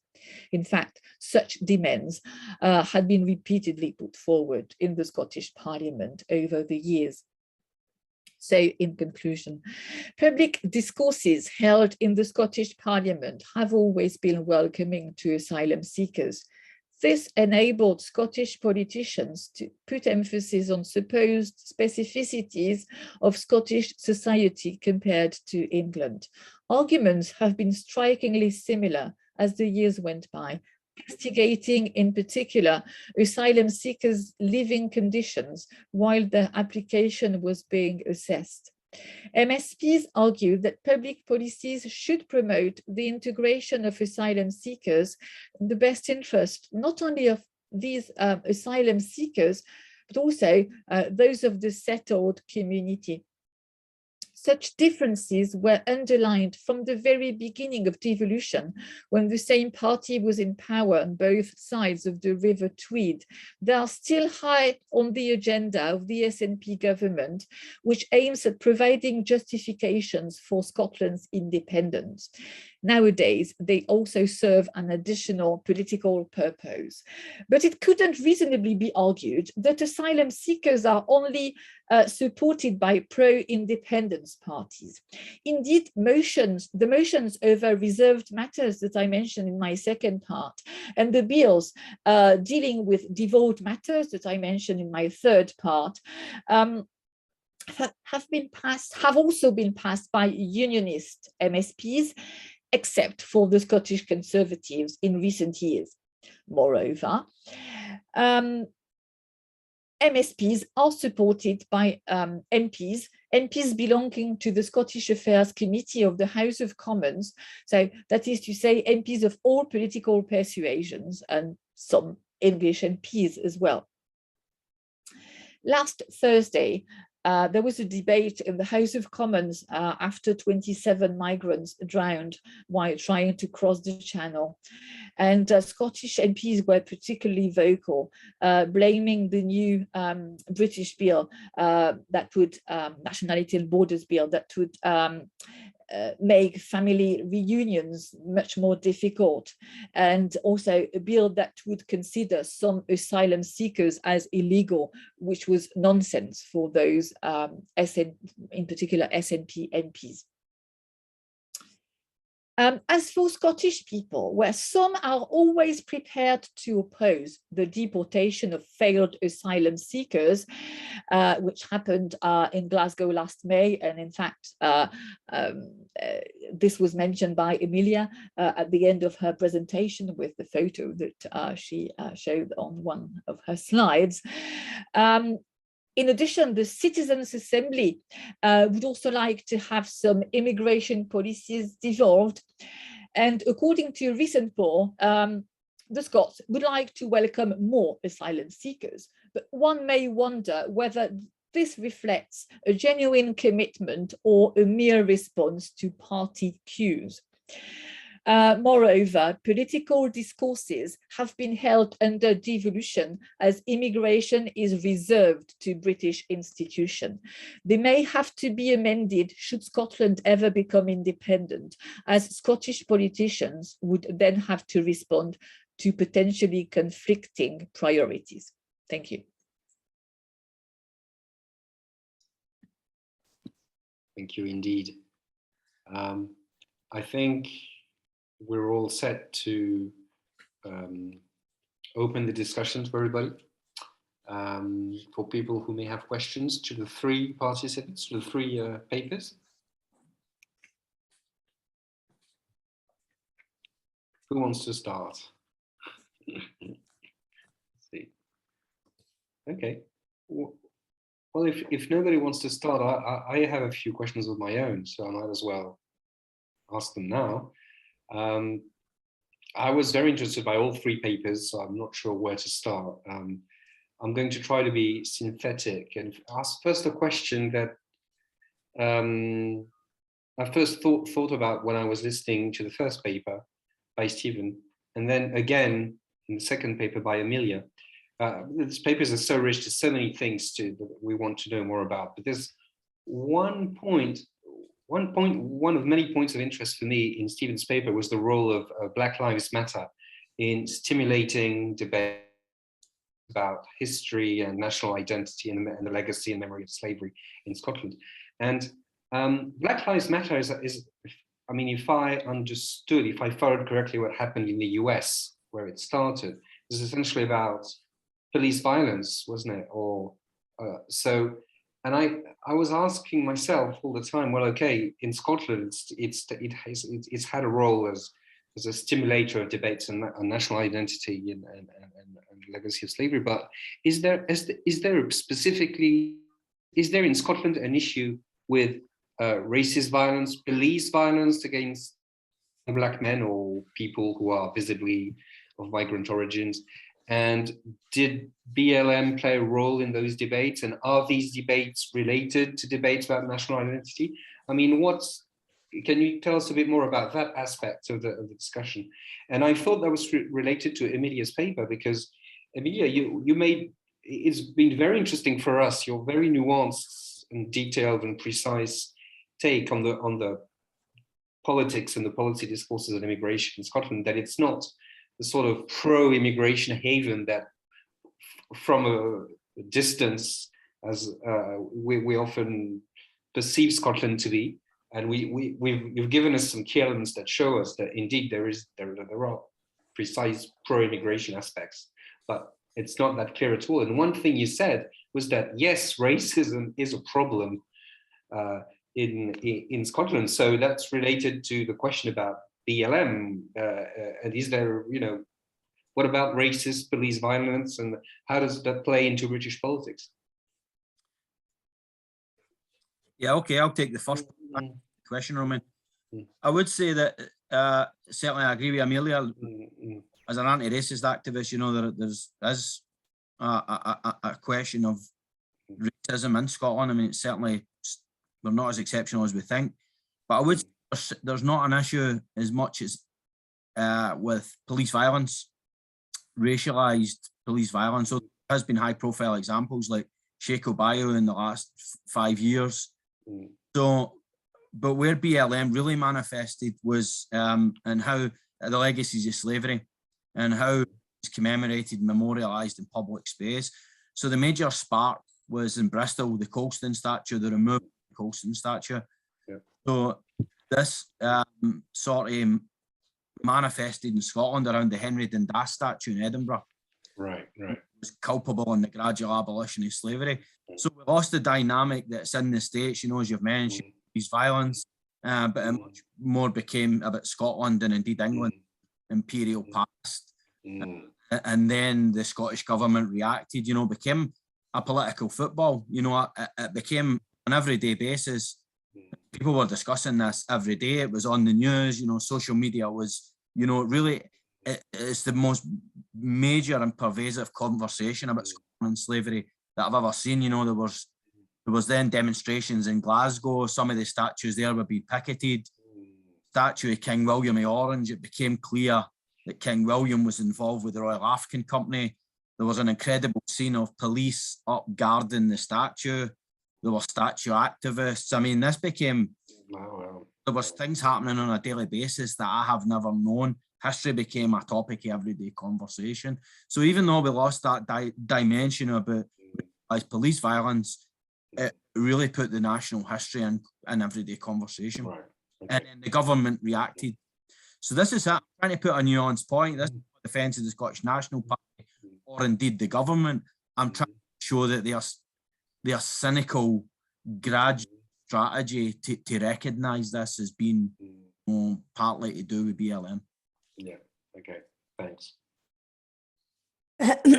So I will follow on this. In my presentation, I actually refer to one of the book which was edited by Neil Davison, that there is no race is not an issue. It's not an issue in Scotland, and I think that it is problematic, it is problematic where the contribution. The discourses around race are being different.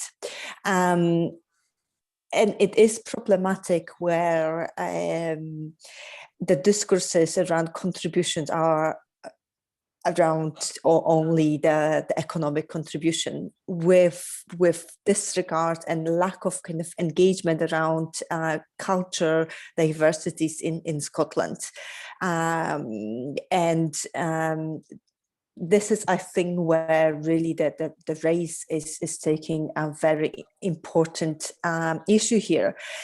The very important issue that I haven't mentioned is the huge issue of sectarianism in Scotland that we didn't really address here, because that is very strongly inherited and embedded in particular in Glasgow, where I do live, and it is quite often result in violence and continuous historical violence towards the people on opposite end. So I think that maybe the issue quite often where the race is not being approached that much in the discourses, or being more silent, perhaps is also related with the huge issue of sectarianism in Scotland, and historically how it really developed, and I haven't really mentioned it that much. Yeah, I would just to follow on there, I would say that there was a sectarian, socio-religious dimension to BLM as well.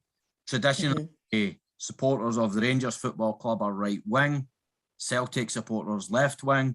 So you saw some Celtic supporters' activism around BLM. They renamed streets. And then you saw there was a sort of right-wing backlash where they became the statue defenders. So this manifested in overlap, you know, race and anti-Catholic bigotry. Okay, thanks. Moya has a question. Moya Jones. Well, no, it's just a little coda, if you like, to what Stephen spoke about and about the statues, because the situation in Wales is nothing like the situation that we've been talking about, that you've been talking about this morning in Scotland. But the only statue issue that took place recently in Wales was the statue of Stanley, Henry Morton Stanley, who, as you probably know, went off to find Dr. Livingstone. Yeah. And Stanley was born in Denbigh in Wales, and then had a very colourful life. He was an explorer, a journalist. He ended up as an MP, a London MP. But he has got a statue in Denbigh. And at the moment of BLM and toppling of statues, Colston, Dundas and everybody else, there was a movement to remove Stanley's statue from the town centre in Denbigh. And the mayor in Denbigh just had a vote. She had a petition. Should we topple it or keep it where it is? And the overwhelming majority of people who took part in this vote said, no, you know, Stanley is ours, we keep him here. Yeah. So, well, I would say that I'm not making any analysis, it's just anecdotal. Well, no, I agree. I mean, there is a different dimension in Wales. I mean, Scotland's got much greater involvement, so it seems to manifest different. But there has been, I read last week, though, that the statue of Thomas Picton is to come down from Cardiff City Hall. Yeah. So I mean, these are common. I think Welsh connections are much less conspicuous, you know, but like slate quarrying and the industrial and economic impact of slavery is less, and speculate Scottish imperial involvement with the states. Absolutely, absolutely. But it was just because of the Livingstone connection. Yeah, thank you. We had a question in the chat section. Our colleague Hilary Sanders, and I passed on the question to Emilia. Yes, thank you, Hilary. That's it's very interesting. It's a very interesting question whether or not migrants use the social services on a lower level than even where they are eligible in comparison to the Scottish population. I don't really have any official data because no one really registered like how many people are eligible and how many people are really using the public services. There are, however, differences in terms of which public services you can use, and I think that I'm speaking about the research I'm aware of and the interviews I did, particularly. So whether there is a quite high reliance on a public housing, so migrants are happy to apply for public housing, but in terms of any welfare support around. If you are not working, so that become an issue that you need to work to be able to do other things. And it's very interesting when for example, when I interview people who were living in Scotland for at least 5 years, and the point of Scottish independent referendum, because EU nationals who were settled in Scotland were able to vote. And EU nationals, because of the EU citizenship, they were able to vote. And I asked the question, why do you think you are able to vote in the Scottish independent referendum? And predominantly the answer was because I work and I pay a tax. And then because I live in Scotland. So that was a kind of gradation of why you should have a right. I didn't ask this question as someone who was born and bred in Scotland, but my assumption would be, because the answer would be because I was born in Scotland, and that perhaps will be a huge differences. So there is this assumption that because you were not born in that country, you need to earn your rights, and you earn your rights through this economic contribution, because that is the positive recognition of your place. Having said that, it's also the longer you live in the country, the more you recognize it, because you're living in the country and you already paid taxes and then your economic contribution, you should also have rights. But there is also very interesting discourses among the migrants communities that you should not be a welfare scrounger. But that is the response to the general media narrative of migrants being welfare scrounger, that I am not the bad migrants who are being presented in the press. And my response is, I am not applying for particular work benefits. So when you are out of work, you should not apply for any support, because this is when you become a welfare scrounger, which is very, very problematic. But any other welfare support, like access to the housing or child benefit, which is universal for everyone,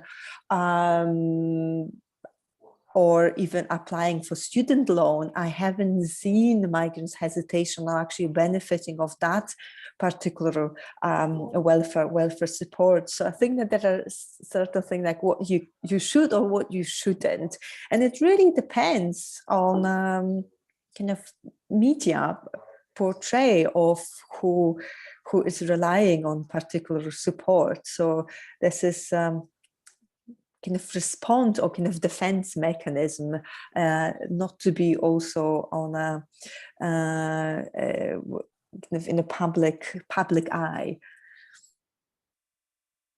Thanks for the answer. Do we have any other questions from the virtual floor? Maybe I have one in relation to what you said about the attitude to certain aspects of Muslim culture in Scotland.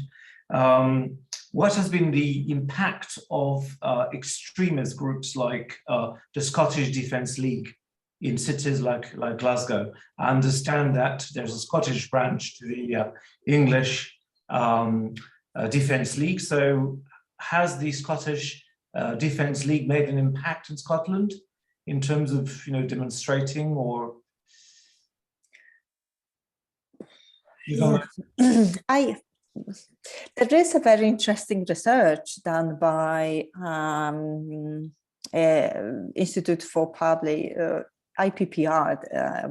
I don't really remember the full abbreviation of it, but they did a research around Islamophobia in Scotland, and they clearly evidence an issue here, and in particular women being a target for daily abuse on the streets, and being called names and being shouted. But I'm not really sure in terms of the kind of response to the Protestants and more extreme situation. I don't know, Stephen or Edwige, if you. Yeah. Well, I'm just speaking anecdotally. This is out with my expertise. So, I mean, I just follow it as a former. I used to work in anti-racism. So there always seemed to me to be a strong backlash to right-wing public politics in Glasgow, especially. And there always seemed to be reactions, public as well as organised left-wing groups and anti-racism groups. Okay. Thanks. Yeah.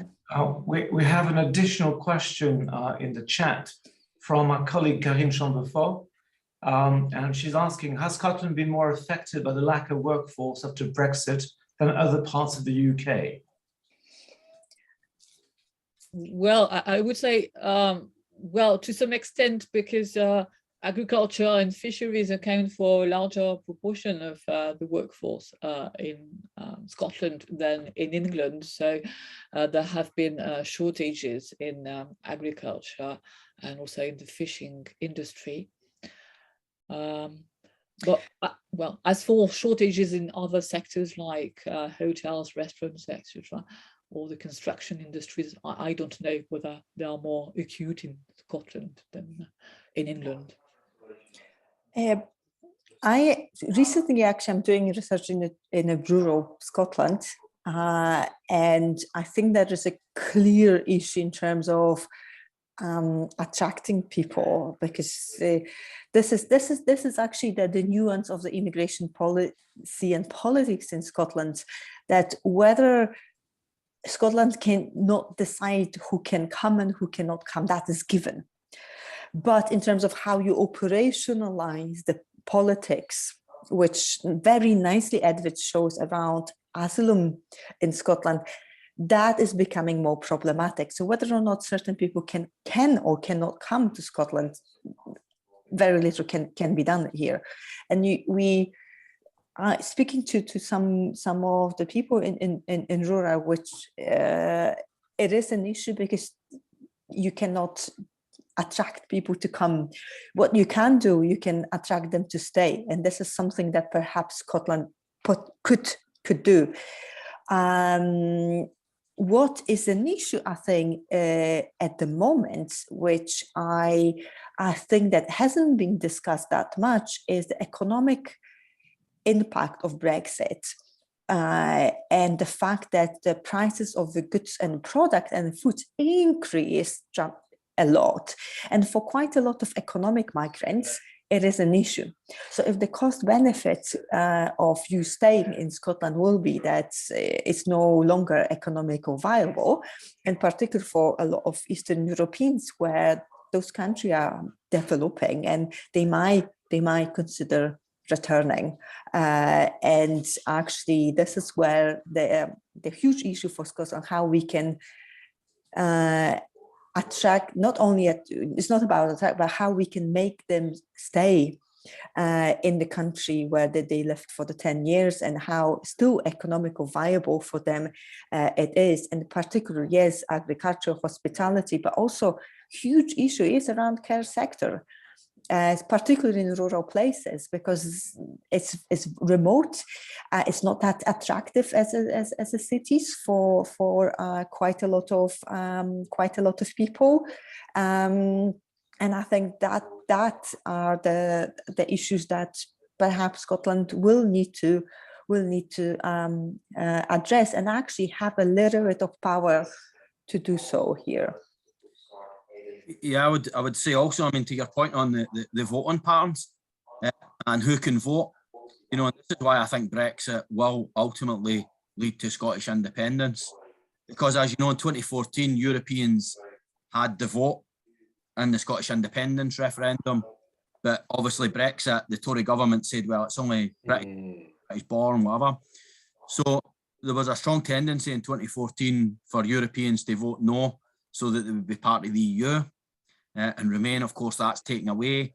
So if there is another 2014 referendum, another independence referendum, there is obviously going to be a battleground. Will Europeans be allowed to vote in Scotland? And I think it should be. I mean, the precedent is already set.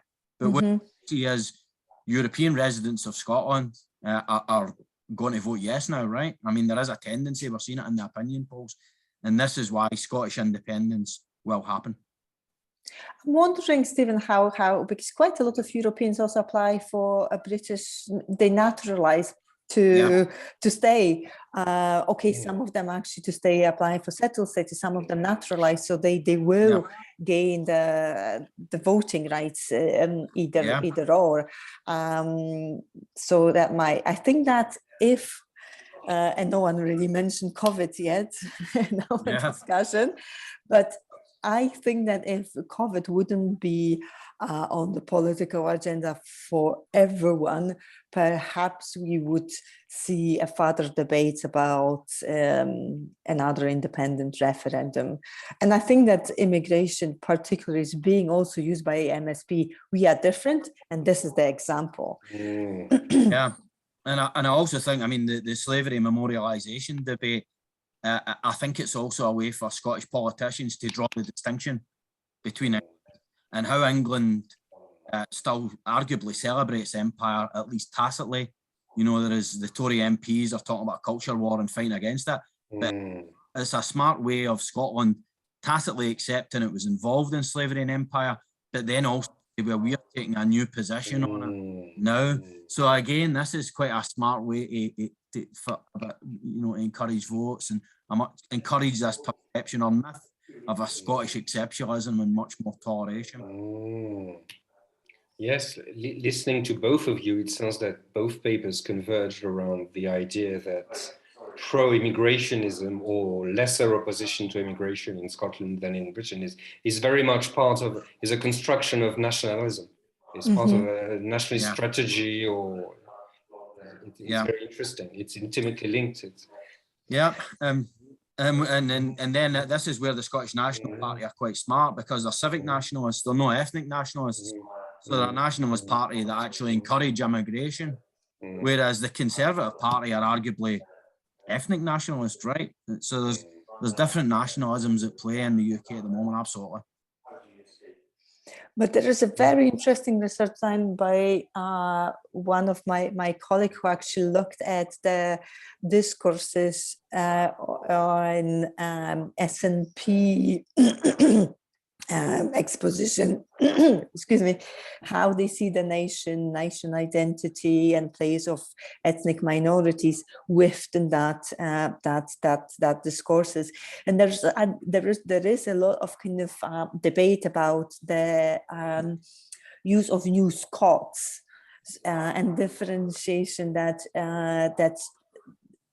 that new Scots are not the old Scots, that they are Scots, but they are not exactly the same Scots, which already differentiated it a little bit, which is also interesting. I think that it's definitely different in terms of political elites, and I think that that the discourses from political elite is positive, but the public is more complex. Is the fact that the young people seem more ambivalent about immigration than older people, if I understood, if I remember correctly your figures, would it be possible to explain that by the fact that they would, I don't know, be less nationalistic? I think this is my pre-assumption that they have other issues to worry about than immigration. And this is something that I haven't shown, because if you look at the British and Scottish attitude survey, immigration is usually one of the third issues, the biggest issues of public concern. For Scotland is 7, 8, 10 is farther below, and the issues that concern public is health, education, employment. So for young people, employment is an issue. So I guess that might be a reason why they are more ambivalent. So I think that here, because they are more ambivalent, here is a huge potential in terms of shaping and influence young people attitudes, and in terms of the race relations, how it really looks like around and within a young group. Having said that, the study done by Daniel Lassagne around Brexit with young people, and young people I'm talking about between 14 and 16 or 18 years old, there was a clear evidence of discrimination and xenophobia that young people, Eastern European young people, felt that they felt welcome in Scotland, but they haven't felt Scottish, which was a little bit interesting how they differentiate their identity. They could never be Scottish as well, but they felt welcome despite of the experiences that they encounter. But I think that it is a really important to look at the young people, because they are future citizens. Yeah. They will be voting soon, and how those relations, how they see race, interracial relations are very, very, very important.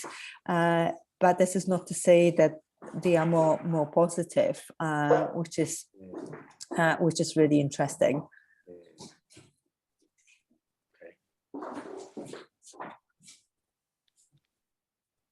Do we have any other questions on the floor? I'm sorry, I've actually had to leave the discussion for 2 minutes, about 10 minutes ago, because I got an urgent phone call from family. And so I'm not sure, I don't know if Karine Chamfort's question was answered or not. I think it was. Okay, thanks. So, so if we don't have any other questions, we will thank the participants, and we will thank Edwige for organizing this very interesting and stimulating webinar. And if we have the approval of the participants, we will check, which we will check afterwards. We'll make the recording available on the MIDI blog later on. The next session will actually be, as Romain said when we started, will actually be on the 24th of January, and it will be chaired by our colleague from the University of Burgundy, Agnès Alexandre-Collier. Right, so the program will be on the MIDI blog, and we thank you very much for attending this seminar on Monday morning. Thanks a lot. And thanks to the two great speakers that Edwige invited together with Edwige's paper, which was very interesting as well. So thank you, Edwige in particular, and to Emilia and Stephen for participating. Thank you very much. Very enlightening. Well, welcome. Thank you so much. Thank you. Do you want us to stay a little bit? If you want, yes, of course. Yes.